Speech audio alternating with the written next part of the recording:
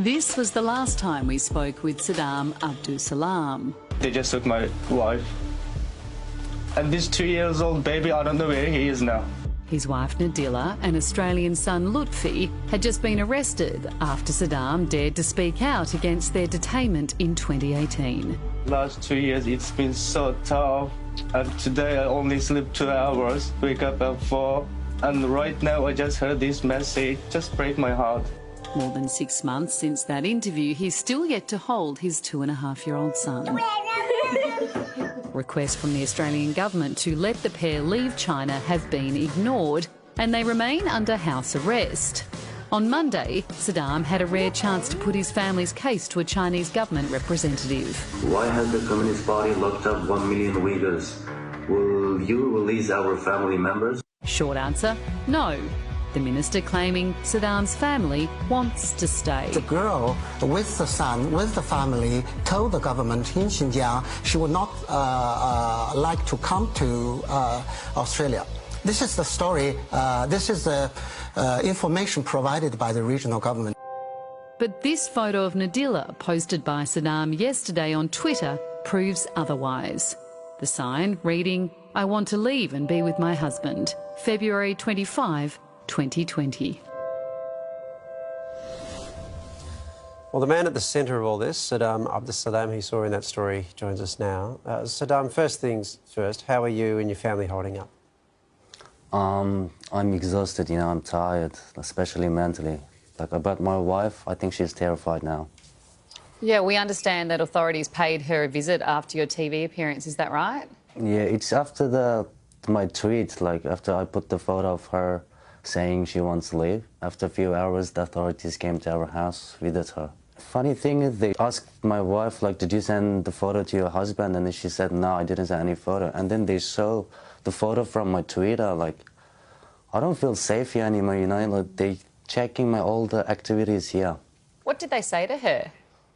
You need to tell your husband, keep silence, he shouldn't do this, he shouldn't say that. So it's the same all the time. They're trying to keep me silent.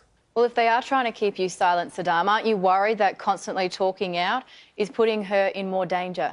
It's been 3 years, as you see. I think I spoke with you guys last year.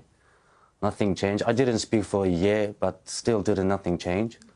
So I had to speak out. I'm not going to stop, So you've had no joy from the Australian government's approaches by going public so far. You haven't had any joy that way either. Can you think of what it might be that could possibly turn the Chinese government around on this? Oh, I feel like the defense just need to jump on the plane, go to Xinjiang and check my son and my wife, But the rest of the things, to be honest, I don't really know. What should we do? Like, I've done everything. The Australian government already asked 9 times, so what else we should do?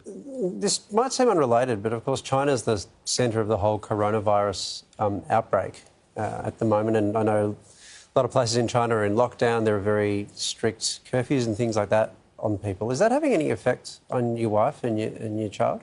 Yeah. My wife goes to me, now the complex is locked down. They can't go outside for shopping or going out for anything.